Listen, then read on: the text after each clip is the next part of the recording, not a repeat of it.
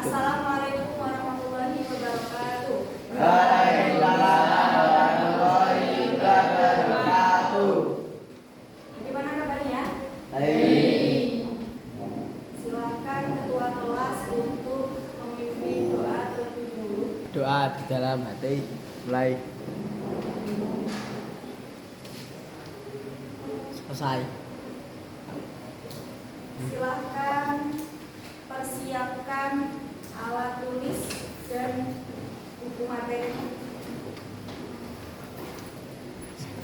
Hari ini sudah siap belajar?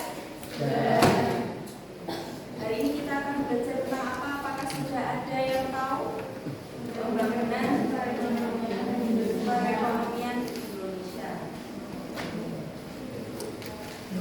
Sebelumnya, saya akan memberikan sebuah cara belajar baik untuk kalian semua agar lebih mudah untuk memahami dan mengerti mengenai pembangunan perekonomian Indonesia. Sudah ya? Suara saya terdengar dari belakang? Silakan diikuti pembelajaran ini dengan kondusif dan tertib, menggunakan konsep yang ini. Oke, bisa dilihat yang pertama, pembangunan perekonomian Indonesia. Kita akan membahas mengenai kondisi perekonomian setelah proklamasi, terus ada permasalahan ekonomi masa demokrasi parlementer dan permasalahan pada masa demokrasi terpimpin. Yang pertama, kondisi perekonomian masa kemerdekaan. Berarti ini sekitar tahun berapa kemerdekaan kita? 1945. Saat itu presidennya Soekarno dan perekonomian Indonesia, kita akan mulai pada perekonomian masa kemerdekaan. Jadi setelah masa proklamasi itu kita tidaklah langsung merdeka, bebas. Masih ada goncengan-goncengan dari negara-negara penjajah. Nah, waktu kita sudah bebas, Belanda itu tidak langsung pulang ke negaranya. Jadi dia ini masih menguasai Indonesia, terutama pada blokade laut. Kenapa blokade laut ini menjadi penyebab lemahnya perekonomian? Karena laut itu kan sebagai alur, sebagai keluar masuknya dari negara. Dulu kan belum pesawat, belum sebegitu populernya ya, masih menggunakan transportasi laut. Jadi itu untuk keluar masuknya ekspor impor kan dari laut, transportasi laut. Jadi Belanda itu memblokade itu semua agar Indonesia itu tidak bisa mengimpor hasil perkebunannya. Jadi seperti itu, tidak bisa impor lagi senjata-senjata dari luar negeri. Karena untuk pertahanan negara kita masih perlu, sampai sekarang pun kita masih impor senjata dari luar untuk kepentingan keamanan negara kita. Sebagai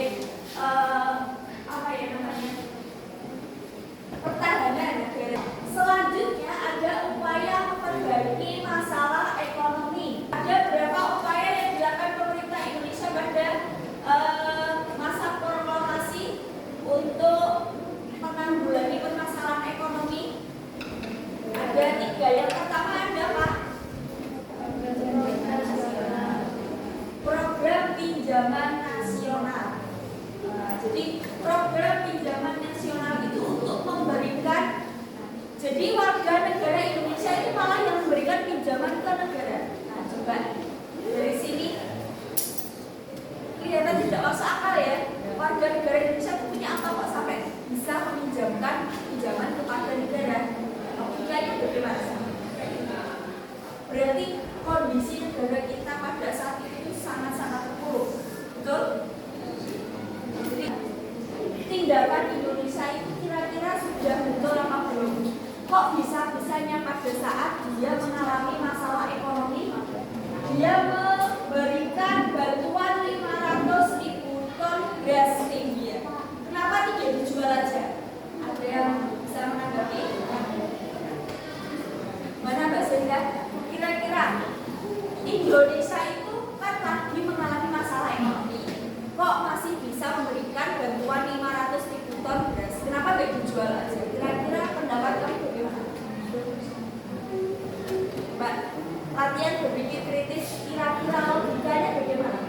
Coba silakan dijawab.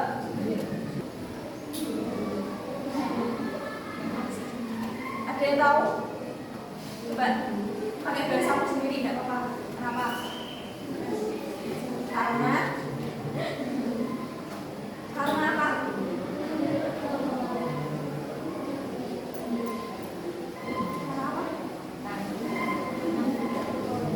Kenapa dia tidak menjual? Ya karena itu hubungan diplomasi, saling menguntungkan. Dia membantu India juga memberikan rasa prihatin sesama negara. Dalam masa demokrasi terpilih ini itu permasalahannya lebih kompleks, tidak hanya ekonomi saja, namun juga dalam politik. Politik ini juga berdampak kepada perekonomian Indonesia. Yang terjadi pada peristiwa G30 SPKI, penculikan dan pembunuhan 6 perwira, jazah mereka dimasukkan kemana?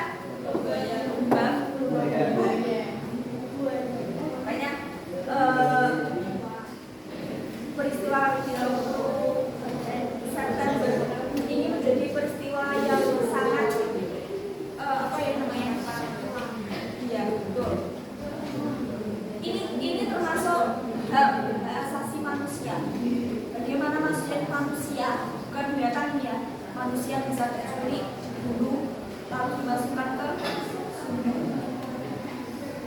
lubang buaya itu sumur.